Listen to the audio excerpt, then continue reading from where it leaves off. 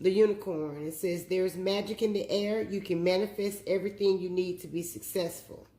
Now, embroidered right here is the Celtic knot. So I drew it. I'm not a artist, but I drew. This is a representation of the Celtic knot, okay?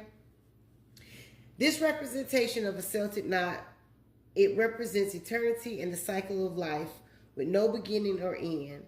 They represent the never-ending cycle of life, death, and rebirth until the transcendence of enlightenment, which represents a profound spiritual and psychological shift involving the dissolution of the ego, liberation from habitual suffering, and the recognition of non-dual reality.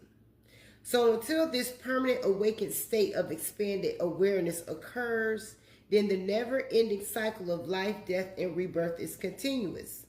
The Celtic knot also signifies the deep connection between the natural and spiritual worlds and can be used for protection to ward off evil, negative energy, and danger. So this is a protection from negative energy, evil, and danger as well. I would say if your guides are leading you to do this, then this is something that you may want to get into symbolism, using as protections and setting up spiritual barriers or protection for yourself, okay? But use your intuition.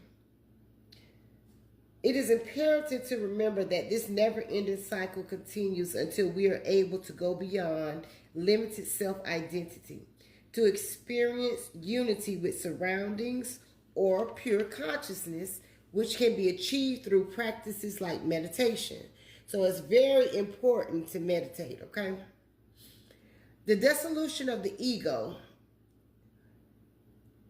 is when one realizes that there must be a dissolution of boundaries between self and others. A non-dual awareness is a shift from viewing the world as separate, which is dual, to recognizing an interconnected, unified, or non-dual reality, which essentially is the law of divine oneness. This allows transcending suffering.